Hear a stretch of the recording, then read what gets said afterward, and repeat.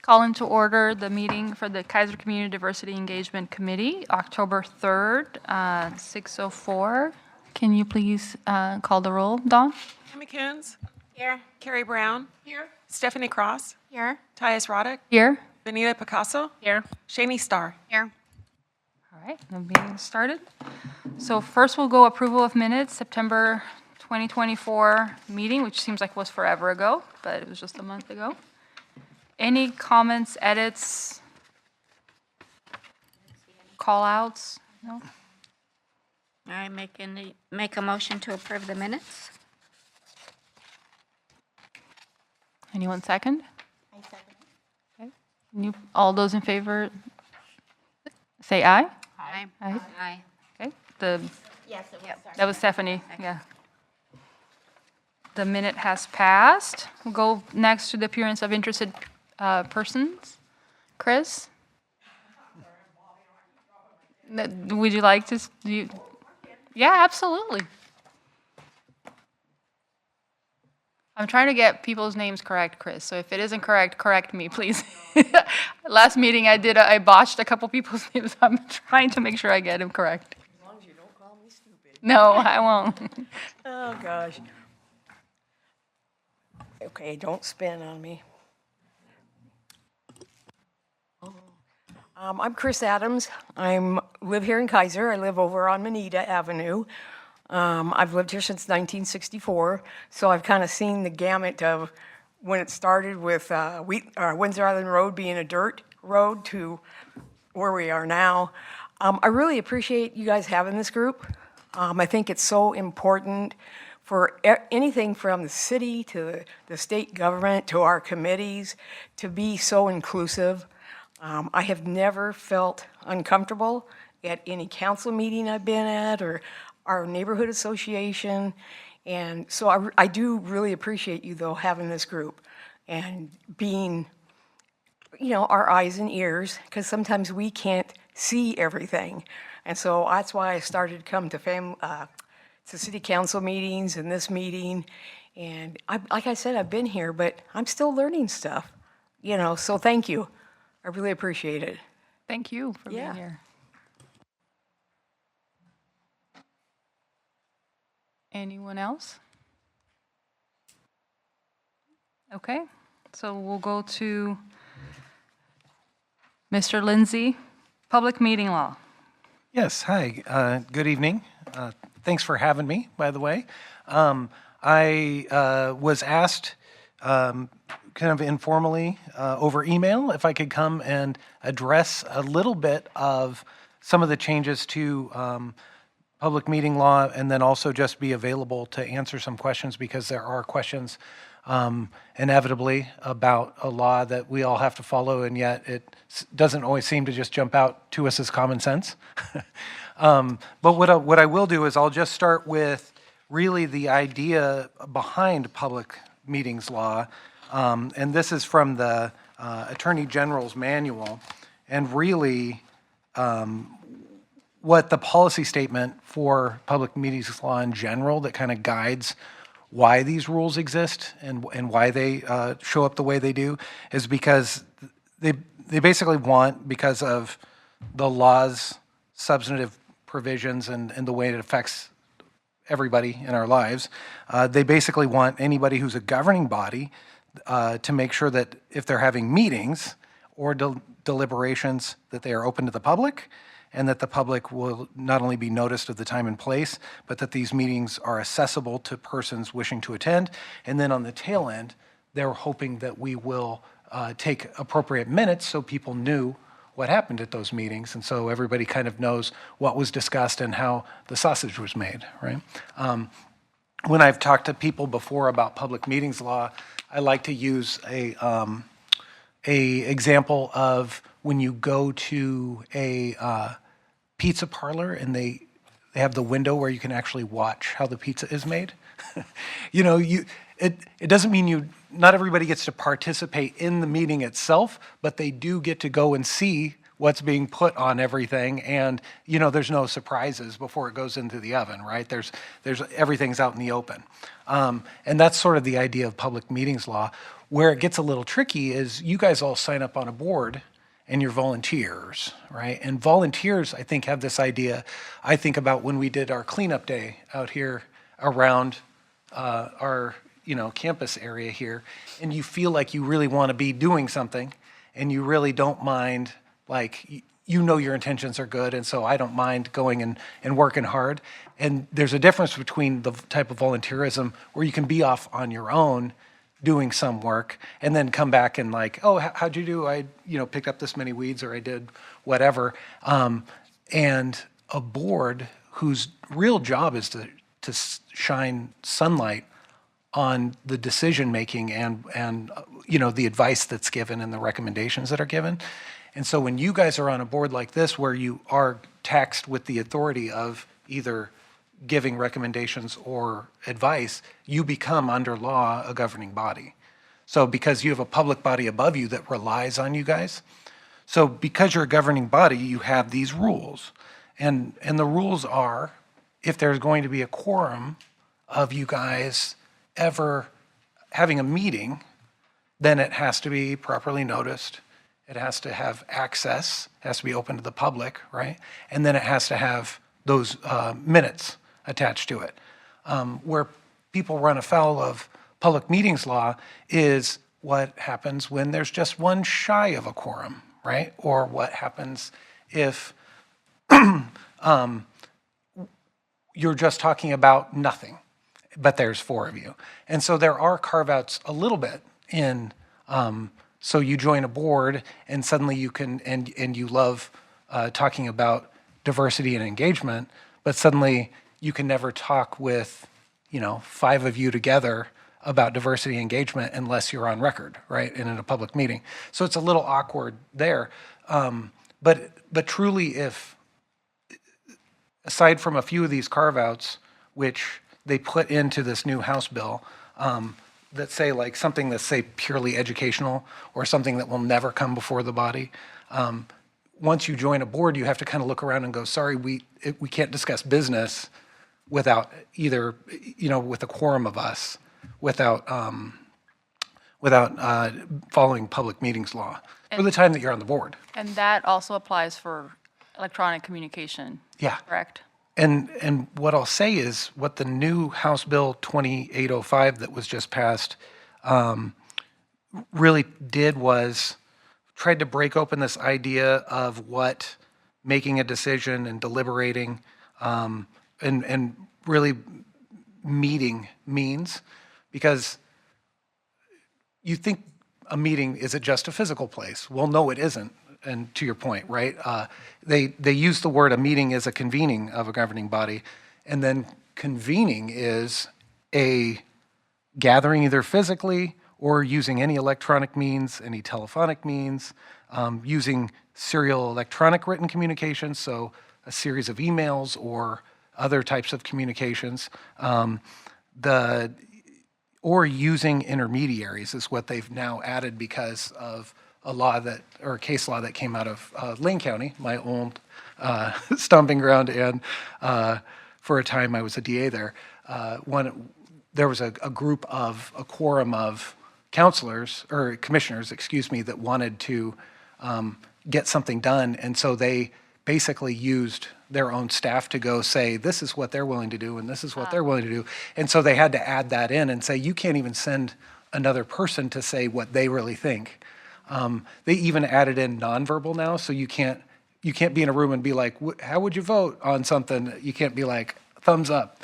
You know what I mean? So they really are saying they want any sort of decision-making or deliberative process between a quorum of people to always be in the daylight from, a meeting that's open to the public. So, and where we run afoul of this a little bit and where you need to kind of concern yourself is if, say there's three of you and you're hoping to get, kind of taking, trying to figure out how the wins are going and counting votes.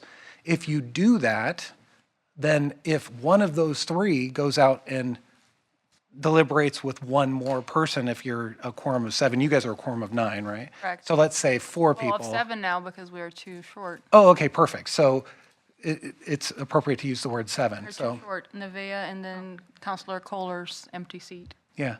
Well, and what ends up being the case is whoever's actively in those seats, if you have 9 seats, even if they're not here right now, your quorum will still be half of that. Or a Now it's majority of that. 7. Wouldn't that be 4? Because we only have 7 representatives currently. A majority of who's currently here can pass, or advise or recommend, but your quorum is still 5 because you're actively filled up, the body itself is actively 9. Does that make sense? Yeah. Which is it's weird to think about. So like the body itself, as it lives, not everybody has perfect attendance, but your quorum's always going to be 5. a majority of the active seats. If you had a vacancy right now, your quorum would be different. Oh, hello, welcome. Oh, come on in. Oh, Oh, right, okay. No, No, don't no, be not at all. sorry at all. that's perfect. This is for. Hey, thank you. No, don't be sorry. So where people do or can run afoul or have run afoul is, say, if your quorum is 9 and 4 of you are talking, if one of those people goes out and includes one of the others, suddenly you have a serial meeting.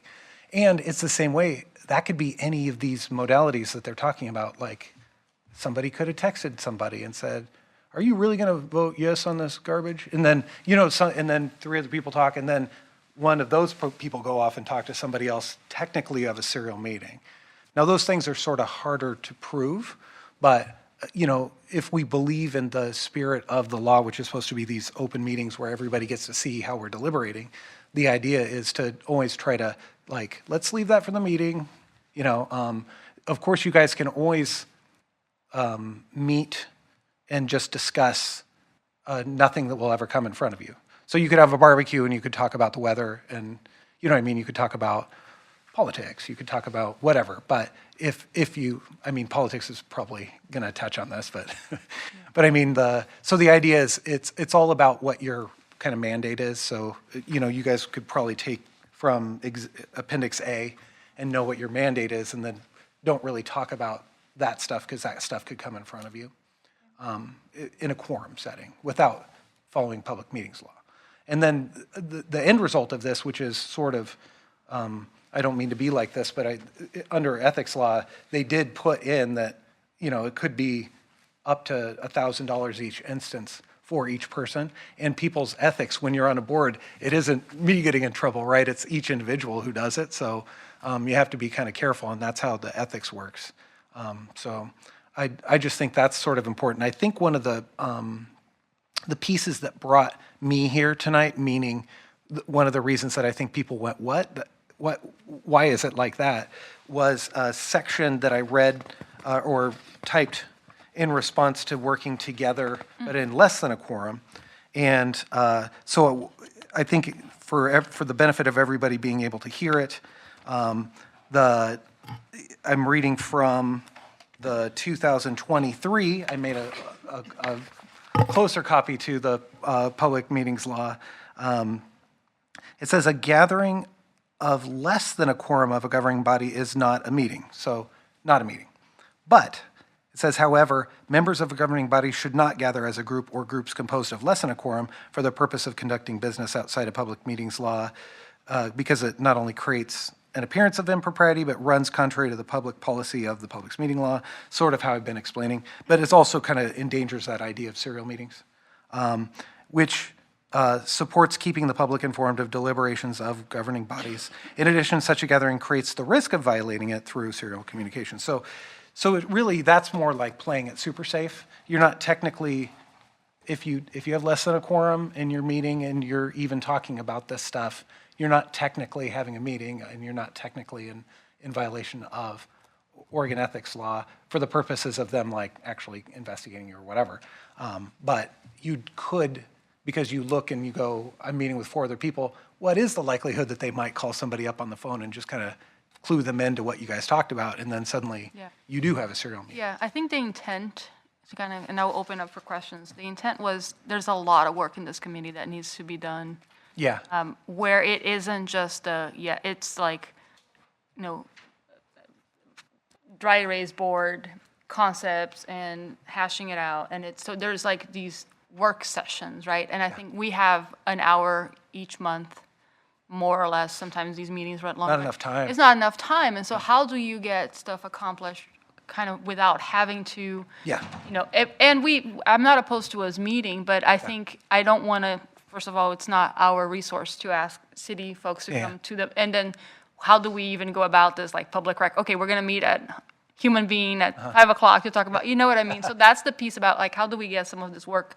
done without stepping in and creating trouble? I would say, you know, choose smaller groups, not right up to a quorum, but only include then maybe a little work group of 2 or 3. Okay. If you're a body of 9, and those people can work on stuff, and then don't really disseminate it or share it at all. No, not until the meeting. You bring it back to the meeting.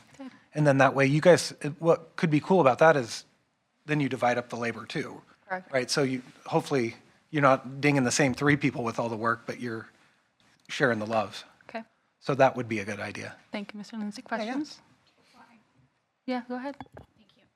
Mr. Lindsay, is this the same type of information that is in that required training?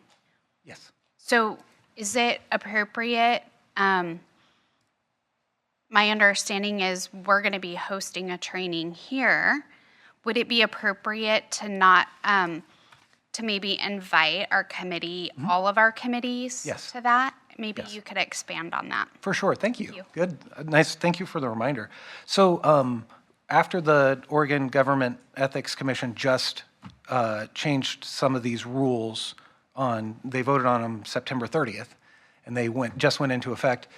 Part of the House Bill 2805 was to create a mandatory training for anybody on boards and commissions for governing bodies, with the provision that it had to be the mandatoriness comes into play if you're in control of over $1 million in your budget.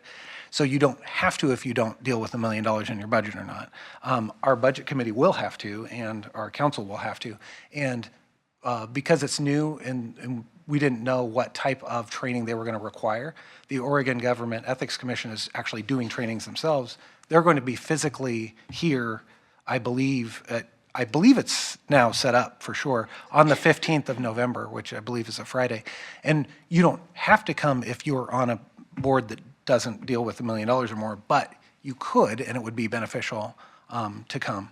So that would, thank you for the reminder, because they'll speak more about this, and some people are visual learners. I apologize that I didn't bring something to look at while you're hearing me.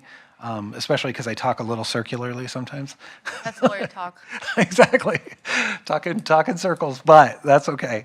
But no, that's will be a really good resource. I don't know if they'll let us tape it, but maybe they will, and then maybe it could also be on our website for people to click on too, and then maybe onboarding for people would be a lot easier too. So, kind of a neat thing to know that you guys you're serving, because public board's different than other ways to volunteer. And so it really is sort of essential in Oregon that we, allow notice, allow access, make it open to the public, and take minutes if we're truly meeting.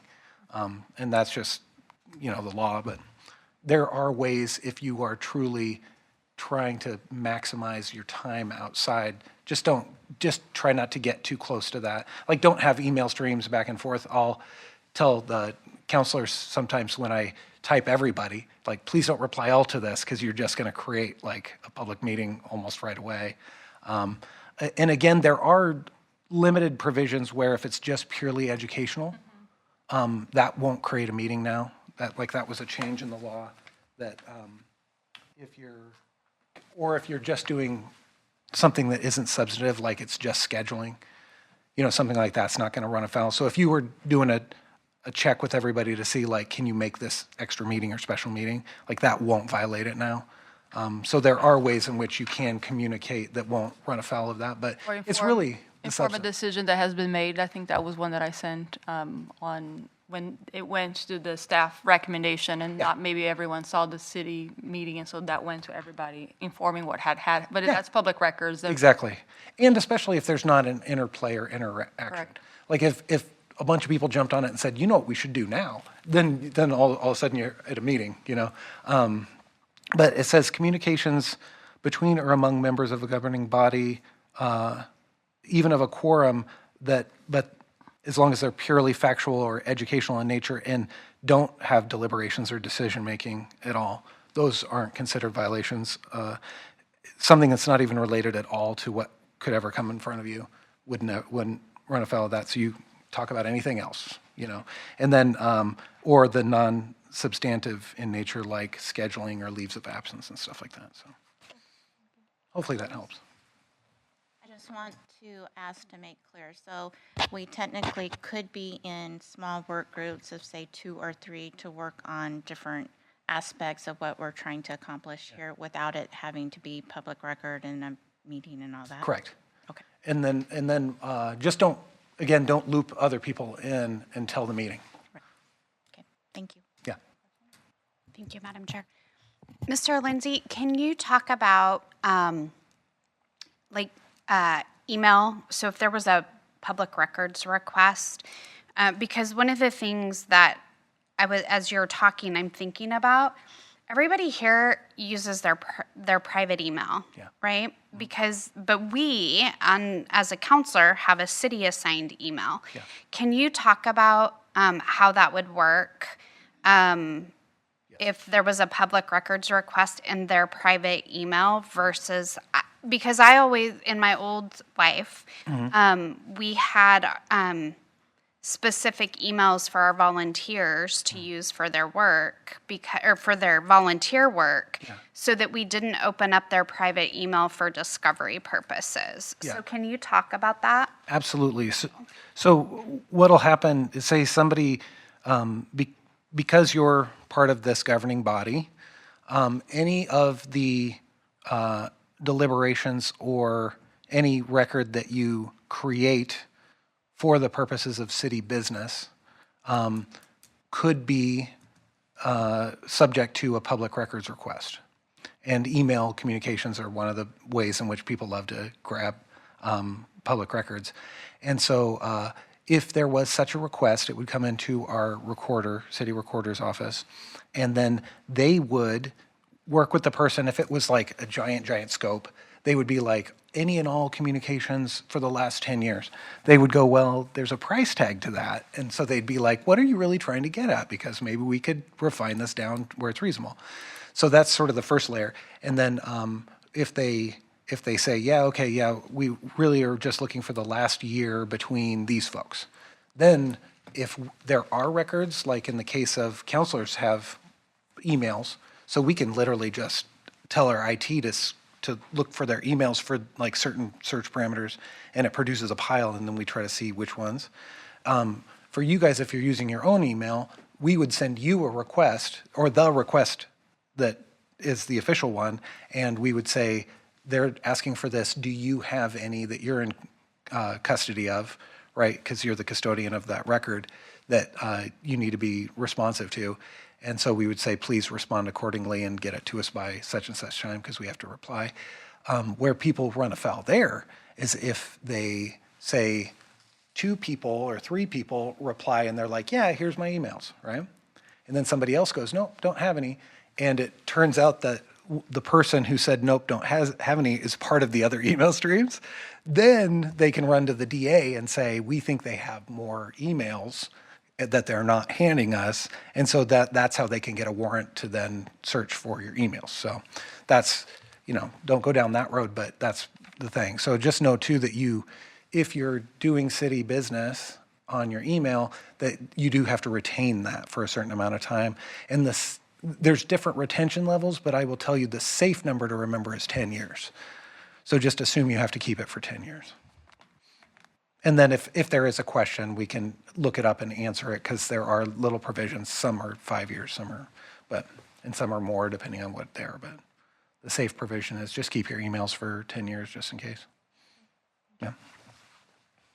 Any other? Well, thank you, Mr. Lindsay. Oh, yeah, for sure. Helpful. Okay, and feel free to text me or type me if something comes to mind later, and I'll be happy to answer. Yeah, Thank you. for sure. All right, we'll go to committee member reports. Tammy, have anything? I don't have anything at the moment other than working on a collaborative meeting for December 10th for community safety awareness. SCATS is going to present their safety action plan. Tammy Salvador is going to share the neighborhood management plan, and Beth from Safe Routes to School is going to present some Safe Routes to School stuff. Nice. So, when do I have to put that in the paper? Ask that again for SCATs? Well, no, it's The meeting request, right? it's an open meeting for all Salem Kaiser neighborhood associations and Salem Kaiser neighborhood family councils for community engagement on community safety for December 10th. So I think, yeah, they're exactly, they're actually in, so neighborhood associations, they'll still look at them. They just actually came out on September 30th, the meeting that I was listening to when they were adopting these rules, did have one coming out of Portland that had a question about whether the neighborhood associations there were advisory at all, and it was held that they weren't. And the general rule is that they're not, and we have tried to keep them not here too. So because of that, they're not governing bodies. They don't have to follow public meetings law. But I would say, I'm sure we would be happy to put on our website for you and, try to be helpful in that regard. So, because it sounds like a big, important meeting. Yep. Yeah, All right, thank you. yeah.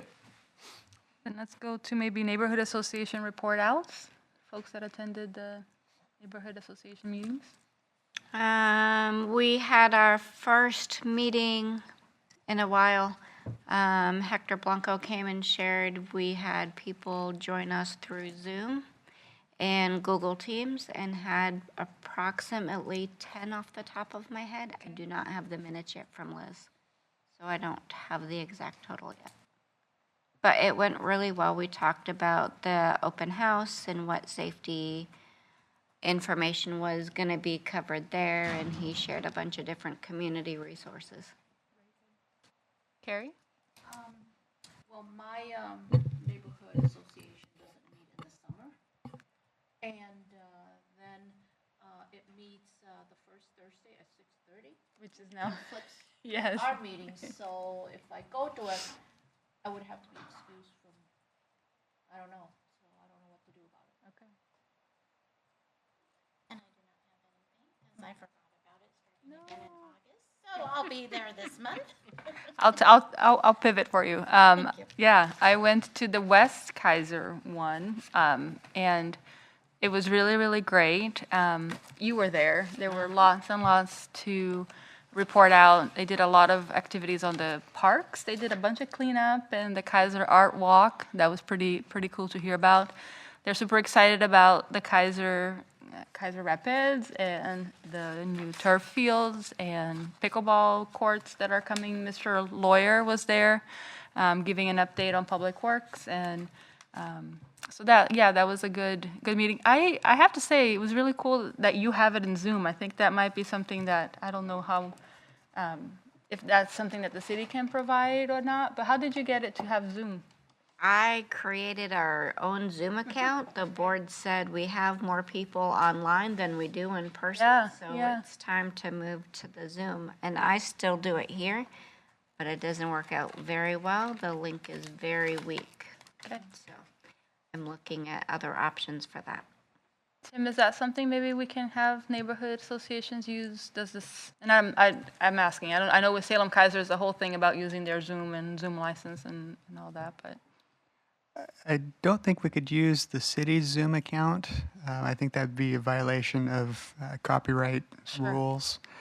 As far as the setup in the rooms, if we use a small room, we have much better success as far as a Zoom type of meeting goes.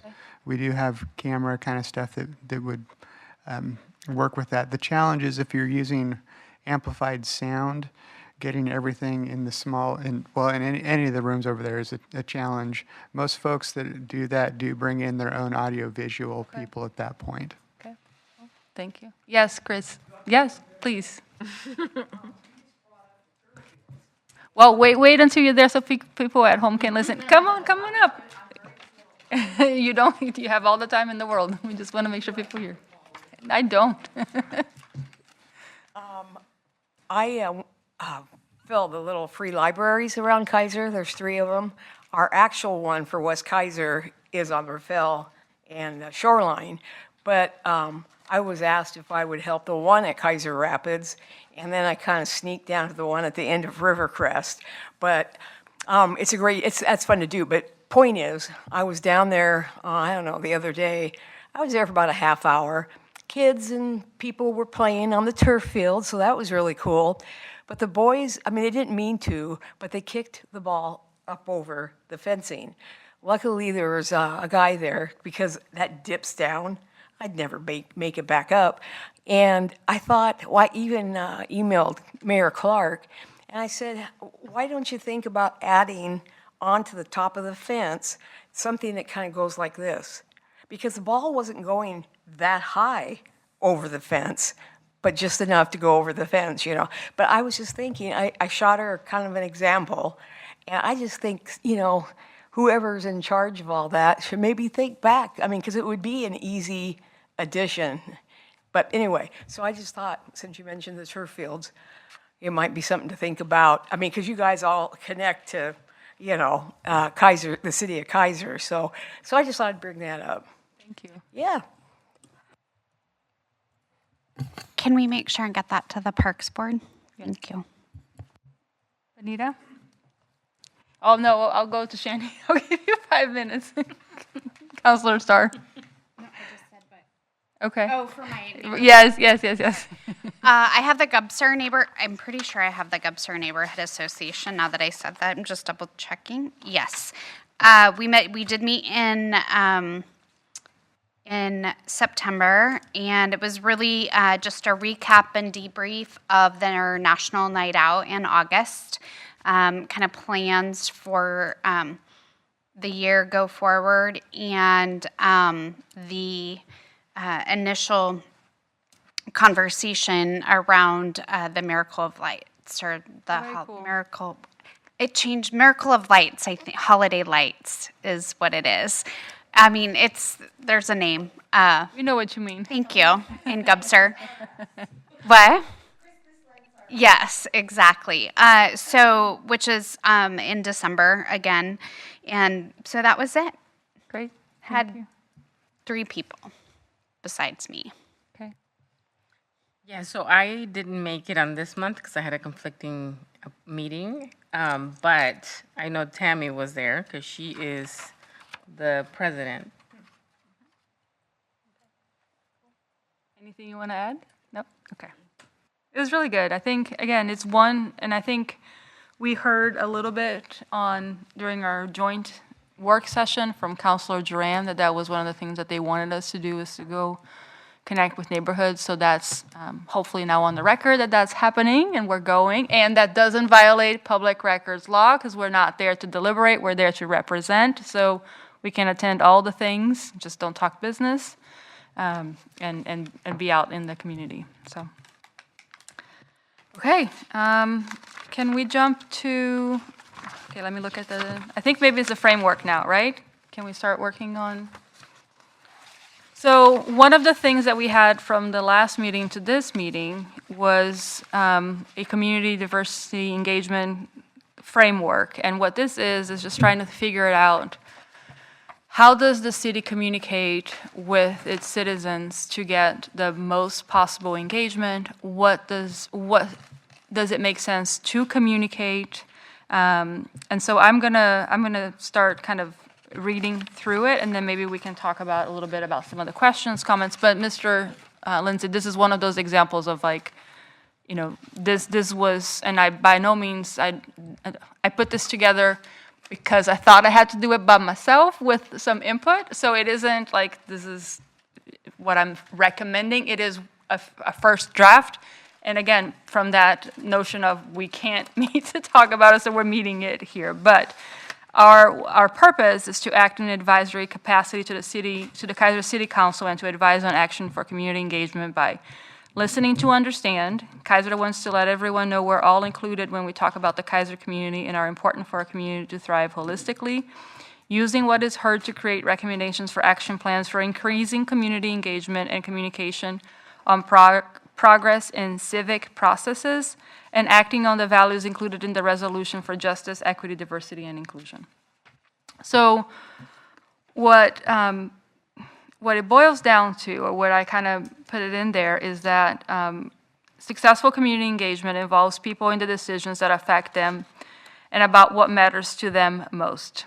Community members have a right to be involved in the decision-making process, especially when it impacts them, whether financially, socially, their health and educational outcomes, amongst others. So this is part, I think, a little bit about, there's a lot of things that come, and this is just my observation, there's a lot of things that come to City Council that, to deliberate. And some of those things, and I think I put that in there, sometimes the decisions are already made, right? If it's a federal decision, if it's something that's coming down, there are certain things that there isn't room or ability for input, comment, edits, what have you. It is what it is, but even in those instances when it is what it is, which they inform, how do we do that in the best possible way so folks feel like they were considered, right? That they understand what's coming up and it isn't a surprise, and they feel like they're in the know. So there are the 5 kind of levels of things, if you would, when it comes to decisions by the city. And again, I've only just seen them being done on City Council, so I assume that that's where decisions are made that impact all citizens. It's to inform, so it's to provide, and this is based off the framework we borrowed from the International Association for Public Participation, I believe. Inform, to provide balanced and objective information in a timely manner. If something's going to go up, if traffic is going to be impacted, we can't ask you for your input because we need to do this, it's already decided, but how do we inform you in a timely manner? So the decisions have already been made. Consult is to ask for feedback on analysis, issue, alternatives, and possible decisions. So this is it's a critical one. The decisions have not been made yet, right? So there hasn't been arrived at a conclusion. Involved, to seek public input to make sure concerns and aspirations are considered and understood. I'm gonna put one in here where I think, and again, I'm using my hat of forward thinking. I think this is one, for instance, in which the Kaiser Pavilion would be one to involve, right? It's a big decision, it's a financial decision. How do we involve everyone on that? Input, thoughts, ideas, like it isn't, right? I'm seeking public input. This is one possible idea. Please tell me what you think. Collaborate. This is to partner with the public in each aspect of the decision making. So again, decisions have not yet been made, but it's a part about, what do we want to do with this space? And it's a collaboration, it's a brainstorming. And then empowering, which is the city doesn't make the decision, the citizens of Kaiser make the decision. So we turn the decision-making power the other way. We empower the citizens to tell city what they want city to do. In this engagement framework, it is helpful to think through, and I had 3 things, which this is a little bit of my marketing background, and it is, first of all, what do we want from our Kaiser citizens? So again, am I just informing you and I want you to feel informed? Do I want your input? Am I consulting with you? Am I giving the decision-making power to you? What's that decision? Second of all, how do we engage to maximize citizen participation? So how do we have 30, and I include that in here, I think census 2022, we have 38,704 citizens. How do we engage with most, if not all of them? Which I understand is hard, but that's the goal. And then who do we need to engage with to ensure, who we need to engage with to ensure all or most citizens are heard? And those are really not just the direct communication pieces, but the various organizations that we could partner with, the Chamber of Commerce, the various church and faith communities, Salem Kaiser School District, the different sports entities in the city, the different nonprofits. And so that's the other, like, we can't do this alone, but how do we mobilize and who do we mobilize for what decisions that are happening? Any questions so far on that, kind of that plan? Okay. So, and again, I'm going to continue to read. Do you have a question? Yes. Not question, but I think when we say through, and we're trying to engage the community, and we say most, I think that puts, that makes it really difficult to think of most. I think if we do from most to majority, Okay. meaning we have a target, if we know that we have 38,000, the majority would be half of that, at least. And I think most, you're looking at the bigger number. Yeah, and I think, again, this is a conversation, right? You're coming from a media perspective, if I am coming, you're never gonna get total eyeballs. You're never gonna get, I wanna talk to 100,000 people. That's the population. You're never gonna, no matter how many different mediums you buy, but how do I get to 80,000, right? How do I get to set, and that should be the goal, as opposed to, I know that if I do this, I get to 3,000. Like that, what's the, what's the most? And that's Or why I think the majority Okay. would be a good goal, Yep. because it gives us at least a number to shoot for. Can I ask a clarification? Of course. Yep. Thank you. Does that number, I just want to confirm or clarify if that census data number includes under 18, that 38,000? That is census, so I would believe so. So I think for purposes of planning engagement, I would be interested to know the 18 and above. Not that our youth voice isn't important, but I think that skews the number of a majority. I'll double check that And for I think us. there's ways we can include the youth voice, but when we're looking at majority numbers and things like that, we need to keep Yeah, it. okay. And I'll double check if that is individuals or households, so that's the Yeah, other piece. that'd be great. Thank you. So, kind of, what do we want from our Kaiser citizens? There are so many decisions that impact the city that officially take place every other Monday when the city council convenes. While the city meetings are broadcast and available in the City of Kaiser website, few citizens know that the meetings are taking place, number one, have the time to watch the meetings, number two, or even know what's included in the agenda. Unless a citizen has been personally impacted by a city decision, this simply is not in their radar. I know it wasn't on mine until I was in this committee. While there are ways, sorry, go ahead. And it's also, another thing is, even though it does get transmitted and you have a way to listen to it, if it's not, is it translated into Spanish or other language? Do the public know that it's translated in Spanish? We do make notices. I would have to follow up to give you exactly what we tell them is in Spanish. We run into the translators after our meetings. We do. Monday, so Yep. I think our meetings are translated. Most of the city council meetings are, yes. Also, as a follow-up, just checked my data from 2021. Approximately 24% of the population in Kaiser is under 18. And what number is that?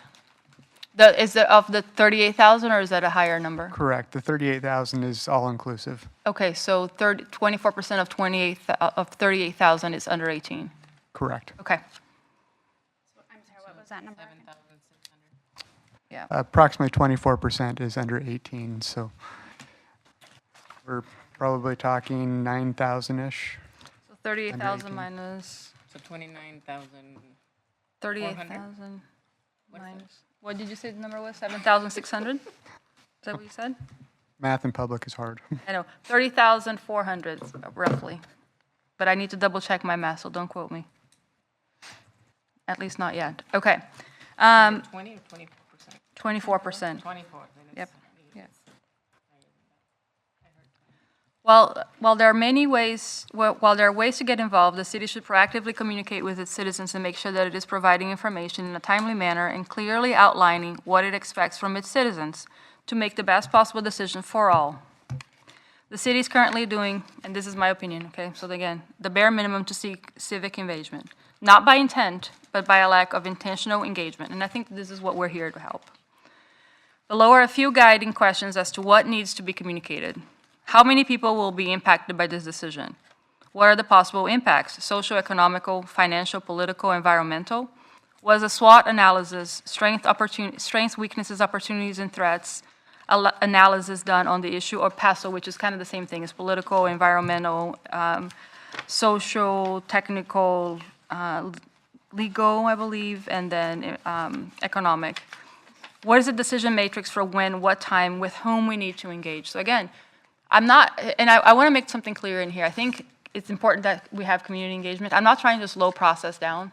I'm not trying to put barriers where we need to make decisions. I'm trying to think through, when does it make sense to slow things down so that we get the most participation? And I'm sorry to pick on this again, but I'm going to use the Kaiser Fields, right?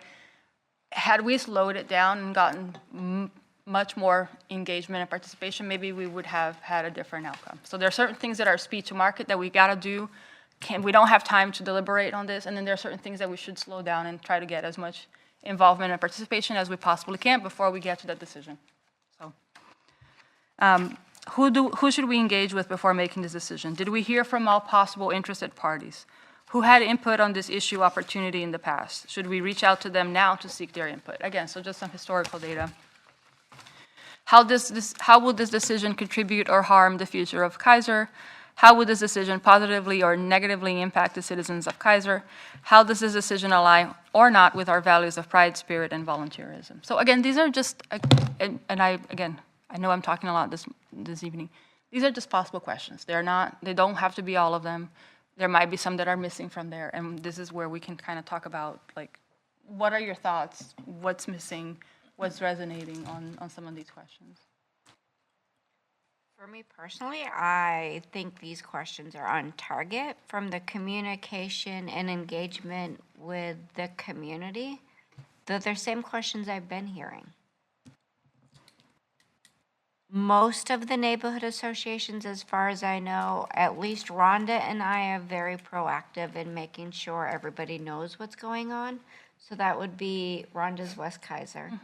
They have a newsletter, right? And you have one as well? We put all of that stuff in our newsletter. We also send out an email blast.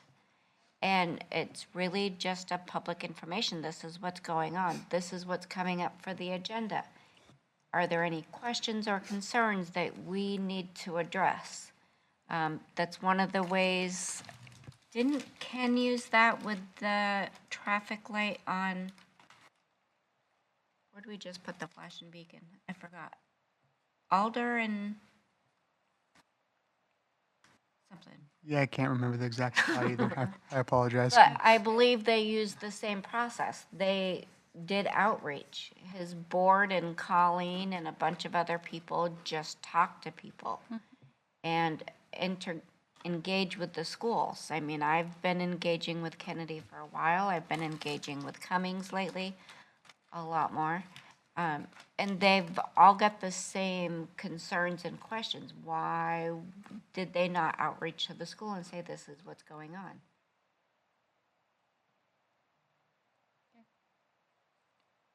All right, so then number 2 is how to communicate to maximize citizen participation. And by citizen, I'm talking about Kaiser citizens, so I just want to clarify that. So resident, and I should probably change it to residents, right? That's probably a better, more accurate word. So to maximize resident participation. So this was the number. We're going to bring it down to 30,000, knowing that 24% are under 18. So we're going to talk about adult residents to maximize adult resident participation. Oh, thank you. I'm rounding up. Okay. So below is and Tim, thank you so much, Mr. Wood, for all this information because you provided them in here. Below is a list of the tools, vehicles that the City of Kaiser uses to communicate with its citizens. So we have the council and committee meetings, and they're transmitted on K23 Public Access TV. They're available at kaisertv.com. They're live streamed to Facebook in English and Spanish, kaisertv.com, YouTube, and I looked at these are all things that you can find, number of subscribers, there's 174. I don't know how many people go to our website or to the kaisertv.com. For the council work sessions, it's audio recorded and posted to YouTube. You will see that there were 8 views from the 9/16 meeting.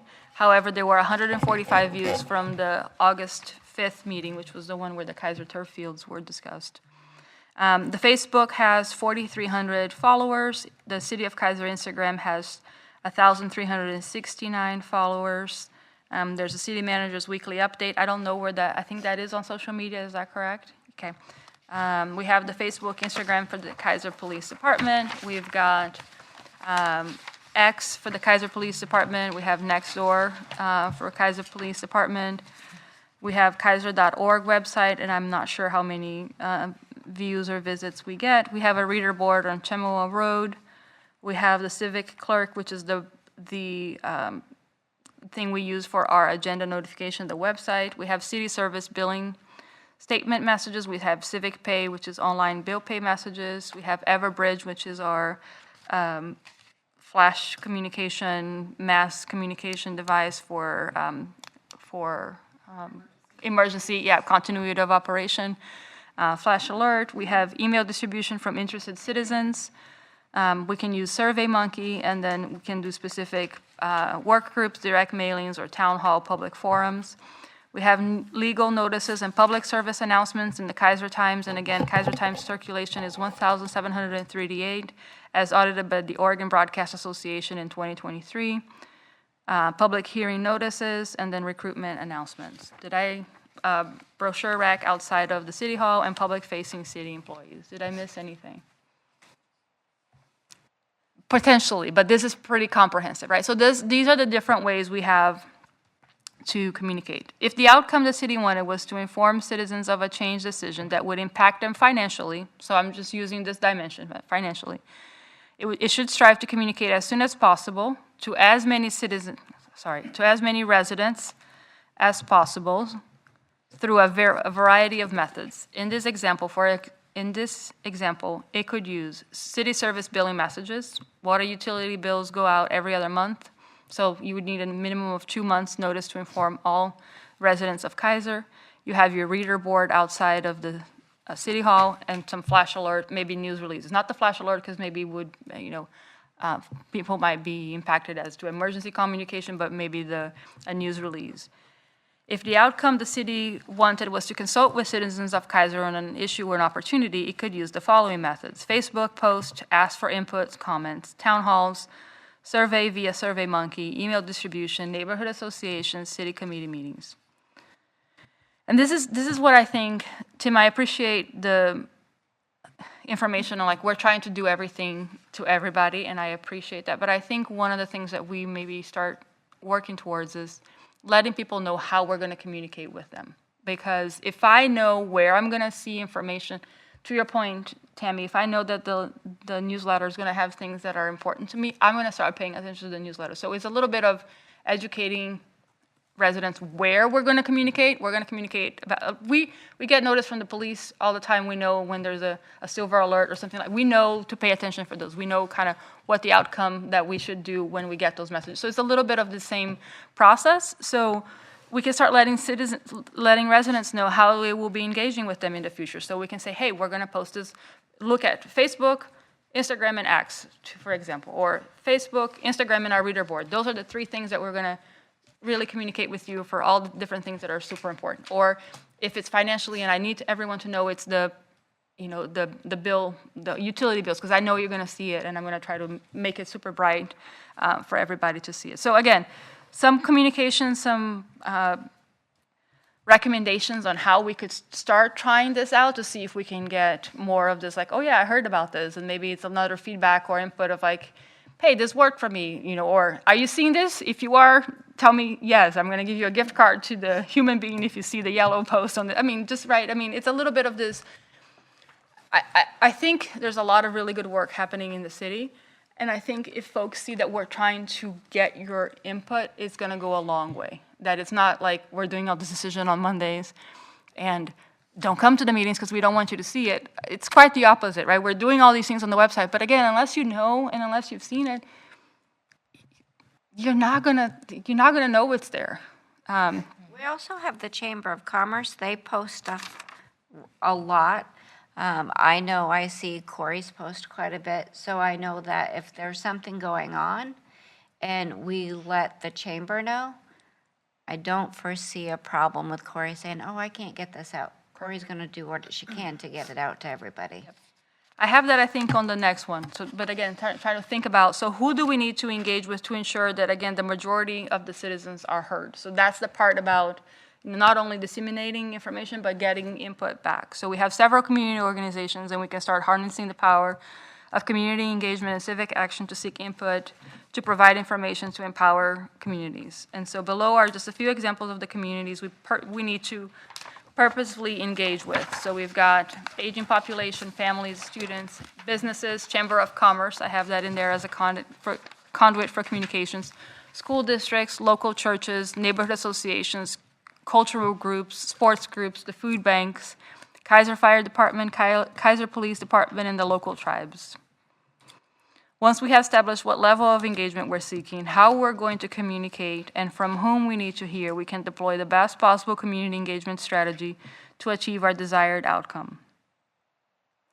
And I added Clackamas because I loved kind of what they did. And I said, below are a few guiding principles that we found on similar documents from Clackamas County and New York City Department of Health and Mental Hygiene. Focus on the best interests of the community, facilitate open, honest, and meaningful dialogue with clear milestones for providing input. So again, what do I need to hear from whom by when? Foster inclusive and equitable representation, all voices. Provide timely, accurate, and accessible information to all citizens. Be transparent with decision-making. And I think this is a big one, the whys behind it, right? Again, if it was a federal decision and there's no room for resident input, say it that way. If hey, we needed to act on it within 2 days or we were going to lose this funding, tell me that, because I won't hold that against you if I knew that we couldn't have been informed, consulted, asked for input. But if there was room and that didn't happen, I think that's when folks start not feeling so great about what's happening in their city. Treat participants with integrity and respect. We all have a vested interest in the prosperity of our community. Be willing to change and adapt to the process, and continually reflect, assess, and communicate to maintain and deepen relationships for long-term action. So I know that was a lot, and there's some typos in there because that was done on a Sunday night. With thoughts, comments, and does that help clarify a little bit, or does that muddy the waters? I'm again asking folks. No, I think it helps clarify it a little bit more. It's just now, how do we put that all into practice is where I'm at with it, and how we partner with all these different people, or how the city does it, because they're the ones who really have to be the ones communicating what's going on, because otherwise we wouldn't know, right? And then my thought was with the utility bills, some people are just paying them automatic. So then how do you talk to those people? Those are my thoughts. But I think this is a good foundation. We just need to try and get some parameters that we could possibly recommend to the city to use for whatever different activities or whatever's coming up that they are deciding that we're doing for the city, right, on how to communicate. Yeah, I think maybe a test, and this is, again, it could be phased approach. Maybe we test, are you seeing this post? Tell me yes or no, and then saying, hey, we're gonna, and this is really up to you, right? You're doing the work day in and day out.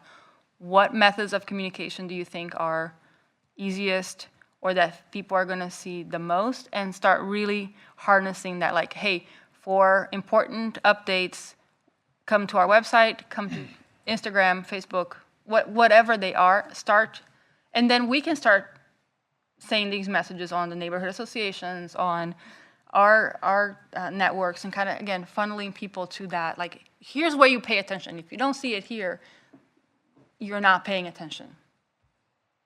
Thoughts, Mr. Wood? Oh, I'm sorry, Councilor Starr. Thank you, Madam Chair. Mr. Wood, I know this was a while ago, but when we did all of that engagement and outreach for, I can't even believe I'm going to say this word, the strategic plan, didn't we ask questions in there about how they receive communication or how they want to engage. I feel like that was part of the questions. Can we resurrect that data and some of those responses?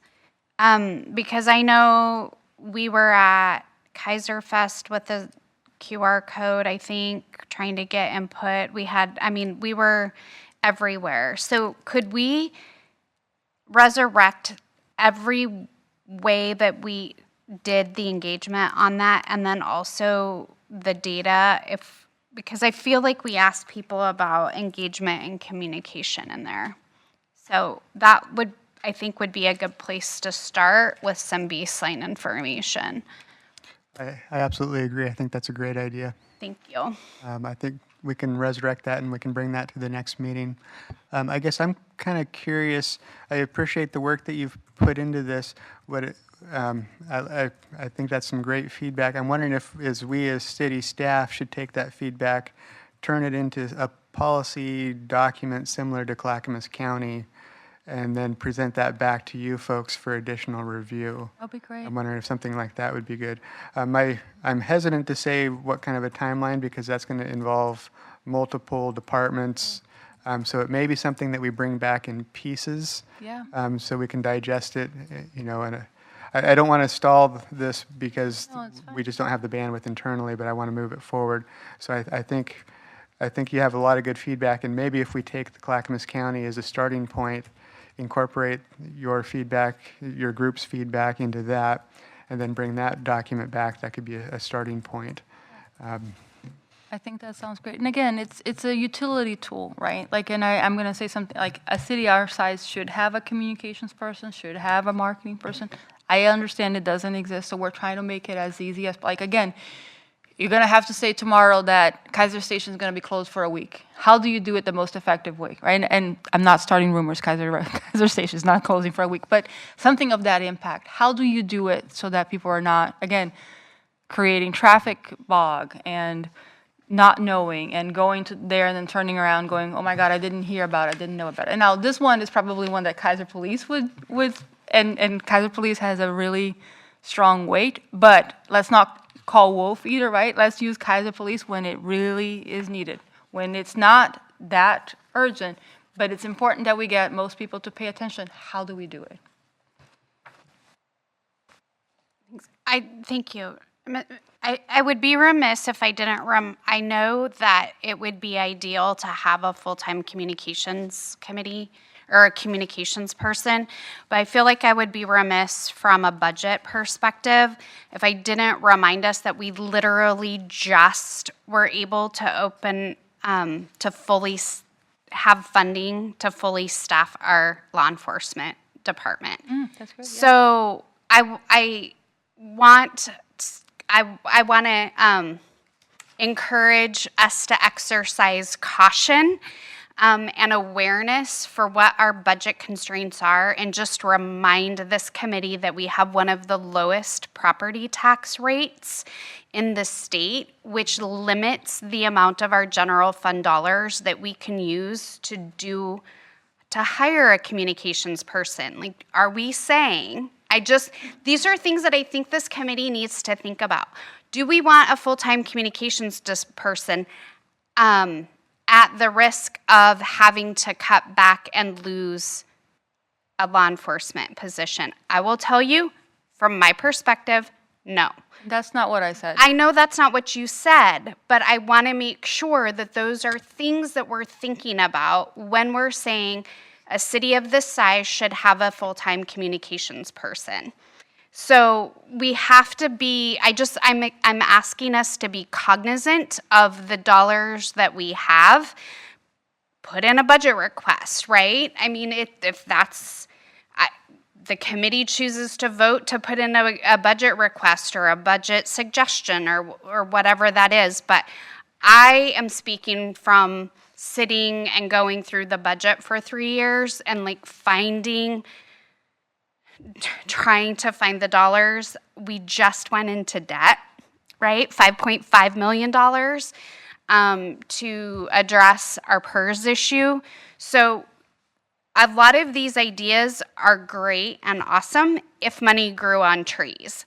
I want us to think about what we can do in the most cost-effective way and maybe prioritize the options that don't require us to make really hard decisions when it comes to the budget. I think that we have to be cognizant of that and think about the cost associated with these recommendations that we're putting forward. I don't think there's any budget request in here, so I don't want this to be, But everything has a cost. That's what I'm trying to say. Everything in this document has a cost. If staff do it, it has a cost.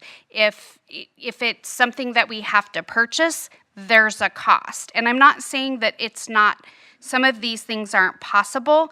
I just want us to be cognizant of what that cost is, because time, staff time, is also it has a cost to it. So I just am asking us to think about that. And I see Mr. Wood over there smiling and nodding. I think you're my new best friend. Actually, if I may, what I would envision is, I think you're spot on. We need to keep the cost in consideration for what if we're trying to add anything or change anything.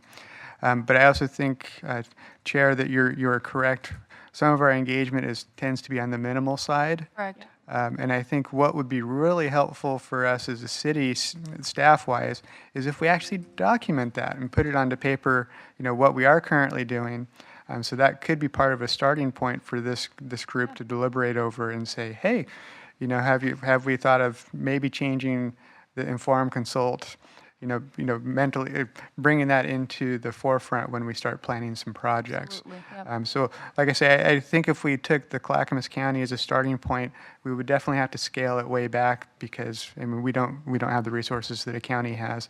But if that were to become Kaiserized and reflect what we actually are doing, plus maybe some stretch goals in there as well, I think that would be a document that could serve all of the community well. And utilize us, right? So again, Correct. bring it here. We can have a session. This is about engagement. We can have a session to talk about, okay, what needs to be communicated, what's the best. Like we are giving our time. Doesn't cost us. We're giving that's our volunteer. So bring it here. Because again, it could be one of the things that we work on it together. Correct. I do appreciate all of you folks being part of this committee.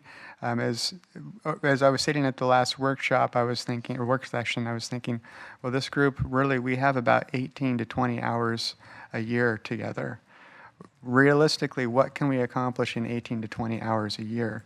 And I think for us to be on the successful path, really, we need to come back to you with some documents, policy documents, and use you to the maximum ability as far as a consultant advisory kind of capacity, and really kick the tires on some of the policies that we're starting to put into place. But again, Rome wasn't built in a day, so we do have some bandwidth issues that, if we slowly work through this process and bring pieces back at a time, I think we'll be on a path to success. Thank you. Corey?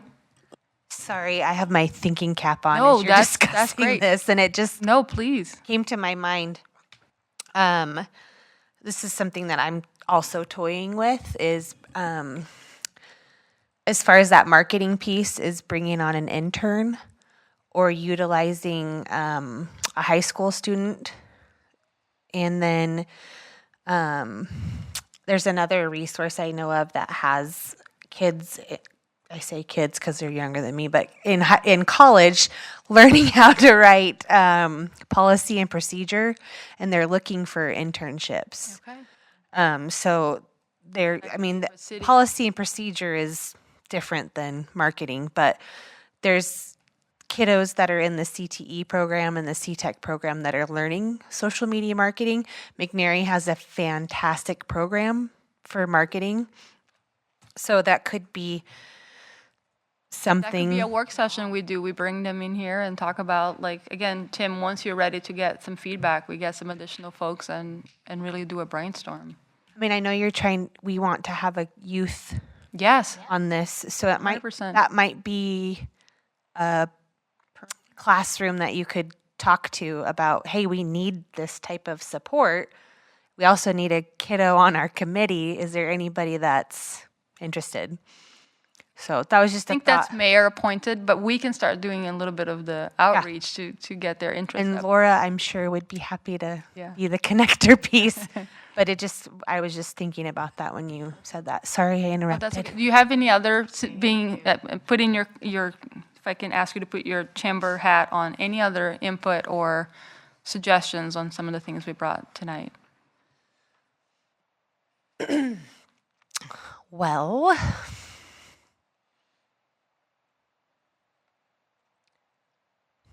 not really. I think you have you have a good jumping off point. You can come back and bring Yeah, I'm like I a have processor. Yeah. Yeah, you The can only come- reason I thought about the student for you is because I've been trying to like mull it over in my head to see if it would be worth it for us. But I thought, well, I'll just let you know. Thank you, Corey. So I Yes, have a question. Cross. Do any of the police department or the fire department, do they have a communication person? I don't know about the fire department. I know our police department doesn't, but that is a position they've been considering. They're still kind of in the ramp-up phase as far as getting officers in the door, so that's been their first priority, to be honest. As it should be. As it should be. Okay, I was just curious. And just to clarify, the fire department is a different entity. That's correct. It's not related to the city. So, yeah, it's the fire district. So they don't have a reporting structure to us. Okay. Yes, Carrie. I'm not sure whether this person is the communications department person, but if I want something for the fire department to make an announcement, put it on their Facebook page, or put it on their reader board, I contact Anne Marie Storms. I don't know if you guys know who she is, but she's the person that I contact for those types of things. And I'll add the piece about engagement, and I'm gonna get soppy tears in here, but maybe a little bit. Where I think people need to understand what's possible and what's out there and kind of how that touches you, right? So you've seen one, I think you've seen both of my kids because I brought them here because they had to be either that or they'll be home by themselves. And my son is now 9. When we moved we've lived in Kaiser since 2007, but we moved homes, we moved neighborhoods in 2019, and he was 4 at the time, and he was completely obsessed with firefighters. And we had a birthday party a Saturday morning at Kaiser Rapids that was just barely new. It was like 2019, so again, not that long after it opened. And we sent it was a fire department themed, firefighter theme, and we sent an invite to the Kaiser Fire Department, fully knowing that it's a Saturday morning, like it's, just, I want you to know that there's a kid that is obsessed with firefighters, which I'm sure a lot of young kids, boys, girls are. And about an hour into that party, the fire truck comes in.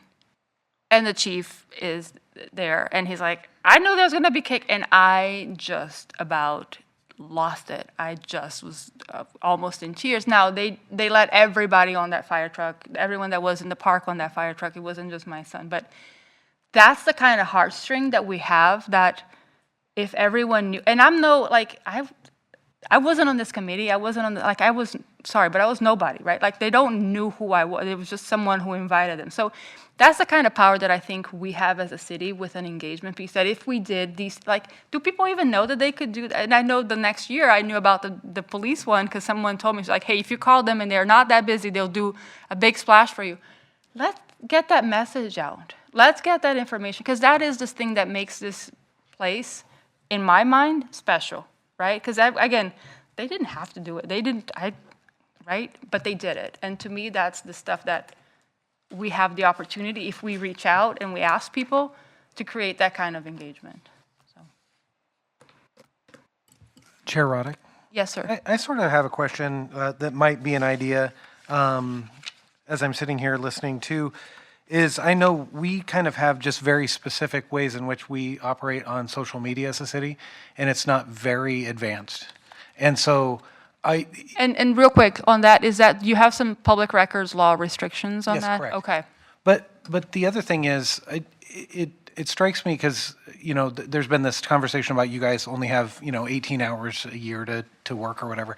But I don't think, that's probably not giving you guys enough credit, right? Because I think you go out and you engage people and you tell them, good stories and stuff like that, and then they sort of take an interest for a little while, because I'm sitting here trying to figure out how to compel people to like actually be interested, because, it's sort of a two-way street. And so what I was wondering, because when we had, there was one of the youth people who were here one day, and they were talking about, oh, I just do this on Instagram, and like it was like a quick master class from a kiddo about all the different ways in which she gets online, and we don't do that. So it is almost interesting to think about if you could use your powers of engagement and influence, and you find somebody who's good at that. I know, you do that with a lot of the neighborhood associations.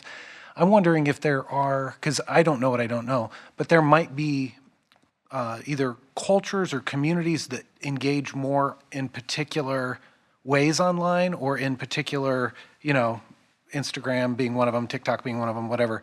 But then there might be others. And we don't even know that as a city necessarily. But I mean, that might also be a way of kind of synergistically inviting people to like, hey, pass the message on in this place that the city doesn't touch, but maybe you can always have somebody being like, hey, if anybody's interested, and throw it out, and it would maybe triple our online, the way in which we do stuff. So it's just having almost like little ambassadors, or we create little ambassadors and compel people. I don't know. I'm just sitting here trying to think about how we could do something cheap to free, but that might actually get people. Because if somebody always thought, oh, I'll always forward that now they're engaged with the city too. And, You know what I mean? So that's kind of neat. And we've been doing things, again, the way we've always done. The public records, the public notice on the Kaiser Times, I'm sorry, like 178. 1,700, but and again, it's one viable way, but it's not the way it used to be 10 years ago, right? Correct. So what is it? And again, maybe it isn't something that is the right one, but it's a few. And we tell people, right? We're like, hey, from now on, we're consolidating, and LinkedIn and Instagram, whatever, are the two places we're going to provide you with all the information you need to know, aside and apart from, like, again, the mailings, if this is impacting your neighborhood and you need to kind of tell us how you feel about things. But it's just, again, it's telling people where, it's converting people where, and so then oh, I know it's on Instagram, I can follow it because it's going to tell me about, and it could be as simple, and I'm going to brainstorm it as well, but it could be as simple as saying, hey, council is meeting next Monday. These are the top 3 things that they're going to talk about. Please come provide your input. It's blah, blah, blah, right? And maybe there are 3, maybe there's just one thing, but it's what is that might impact you the most that you should pay attention. Okay. Any other? Man, we are going late. I'm sorry. I just now paid attention to the time. Yes, Mr. Wood. Maybe just as a follow-up, just so I know what I'm going to try to bring back for you folks. Looking at the Clackamas County document, if I were to bring back something with like Appendix A in that of the engagement tools for our next meeting, would that be something we could start looking at? And we can add a column based off of your just recent comments of what are we going to engage the folks with? Yeah, what are some of the things that you need help with, right? What are some of the, putting that thinking hat, what are some of the things that if we had community engagement, it could make our decisions stronger, right? Because then people might ask, and some of the counselors might ask you, who did you ask before you considered this decision?